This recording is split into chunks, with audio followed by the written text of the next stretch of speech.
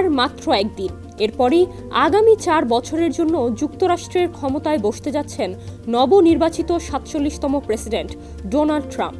শপথ গ্রহণ অনুষ্ঠান উপলক্ষে ইতোমধ্যেই ট্রাম্প ওয়াশিংটনে পৌঁছেছেন। সঙ্গে রয়েছেন তার স্ত্রী মেলানিয়া ট্রাম্প, মেয়ে ইভাঙ্কা ও তার স্বামী জ্যারেড।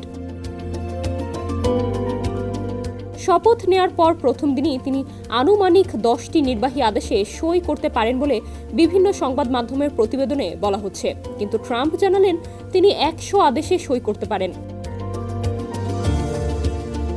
বিদায়ী প্রেসিডেন্ট জো বাইডেনের পাঠানো বিমান বাহিনীর একটি স্পেশাল ফ্লাইটে ফ্লোরিডার পাম বিচের বাড়ি থেকে ওয়াশিংটনে পৌঁছেছেন ট্রাম্প। স্পেশাল ওই ফ্লাইটটি ট্রাম্পকে নিয়ে ভার্জিনিয়ার ডালস বিমানবন্দরে অবতরণ করে। এরপর তাকে ওয়াশিংটনের ভার্জিনিয়ার স্টার্লিং গলফ ক্লাবে নিয়ে যাওয়া হয়েছে।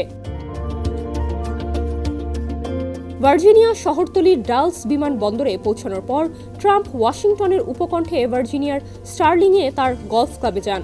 প্রায় 500 অতিথির সংবর্ধনা এবং আতশবাজি প্রদর্শনের মধ্য দিয়ে ট্রাম্পের শপথ গ্রহণ উৎসব শুরু হয়। শপথ গ্রহণের আগে রোববার ওয়াশিংটন ক্যাপিটাল ওয়ান এরিনায় সমর্থকদের সঙ্গে একটি সমাবেশে যুক্ত হবেন 78 বছর বয়সী ট্রাম্প। এছাড়া সোমবার শপথ গ্রহণের পরেও একটি অনুষ্ঠানে যোগ দেওয়ার কথা রয়েছে তার। নির্বাচনী প্রচারে যে কথাটি ট্রাম্প বারবার বলেছেন সেটি হলো আমেরিকার ইতিহাসে সবচেয়ে বেশি অবৈধ অভিবাসীকে বিতাড়িত করবেন তিনি। এছাড়া মেক্সিকো সীমান্তে দেয়াল নির্মাণের কাজ শেষ করবেন বলেও জানান। নিউ ইয়র্কে এক সমাবেশে তিনি বলেছিলেন, প্রথম দিনেই আমি সবচেয়ে বড় নির্বাচন কার্যক্রম শুরু করব, অপরাধীদের আমাদের দেশ থেকে বের করে দেব। সোমবার ট্রাম্পের শপথ ঘিরে প্রচণ্ড ঠান্ডা আবহাওয়ার পূর্বাভাস দেওয়া হয়েছে। এ কারণে ট্রাম্পের অভিষেক অনুষ্ঠানগুলো খোলা স্থানে না হয়ে এবার মার্কিন ক্যাপিটাল ভবনের ভেতরে অনুষ্ঠিত হতে যাচ্ছে।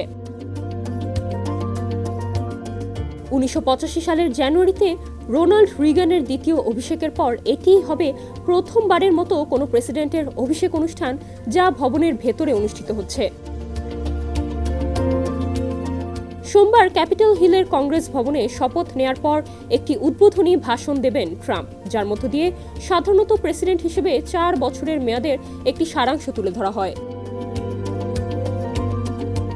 ডেস্ক রিপোর্ট, সমকাল।